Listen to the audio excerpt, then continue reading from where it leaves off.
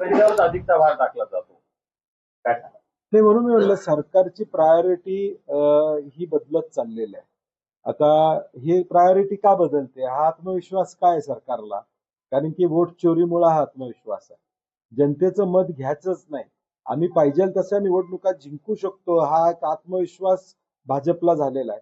आणि म्हणून जनतेचा विचार करायचा नाही, ते काही करू देत, आम्ही निवडणुका जिंकतोयच, आमच्या परीने आम्ही निवडणुका जिंकायचा प्रयत्न करतोयच, हे आत्मविश्वास यांच्या असल्यामुळे लोकांना गृहीत धरायचं काम चाललंय. परंतु शेवटी लोक याच्या विरुद्ध निश्चितपणे उठाव करतील. जे नुकसान मी म्हणलं, आम्ही सरकारने विरोधी पक्षाला बोलवावं, आम्ही 5 सूचना देऊ त्यांना की बजेटमधून तुम्ही कसे पैसे हे देऊ शकता. आता निवडणुकांच्या तोंडावर तुम्ही बजेटरी तरतूद अनेक गोष्टीसाठी केलेली आहे, थांबवा 1 वर्ष त्या सगळ्या घोषणा तुमच्या आणि पैसे हे शेतकऱ्याकडे वळवा.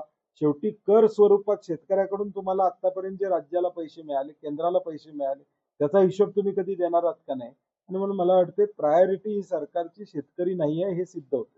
तर मुख्यमंत्री आलेले आहेत, मात्र अजून दिल्लीतून काही मदतीच्या संदर्भात घोषणा झालेली नाही किंवा बोलणंही त्या संदर्भात चर्चा सुद्धा नाही. कसं बघता मग यात? नाही, मला वाटते दिल्लीची घोषणा असू दे, महाराष्ट्राची घोषणा असू दे, जिल्हा परिषदच्या निवडणुकीची आचारसंहिता लागण्याआधी 8 दिवस होईल. कारण की भाजपला हा सगळा खेळ हा निवडणुकीसाठी वाटतो. आता बिहार मधला विषय असू दे किंवा कुठेही असू दे, निवडणुका लागल्या की मग घोषणा, मग लोकांना मदत, मग लोकांचे अश्रू पुसायचे, तोपर्यंत अश्रू आटून जातील.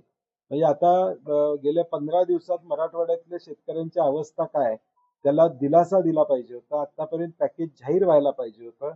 किमान त्याला त्या बिचाराला वाटलं असतं की वाचकी आहे, माझं नुकसान 50,000 झाले, मला 2 लाख झाले, 3 लाख झाले, किमान मला एवढे सरकारकडून मिळणार आहे ते आश्वासन. एका बाजूला ते आश्वासन नाही, दुसऱ्या बाजूला बँका कर्ज फेडायसाठी तगादा होतात. मुख्यमंत्री जाहीर करतात की बँकांनी कर्ज वसुलीसाठी तगादा लावू नये. मग बँका यांचं ऐकत नाहीत का? दाखवायचंय का करायचंय ही भूमिका आहे.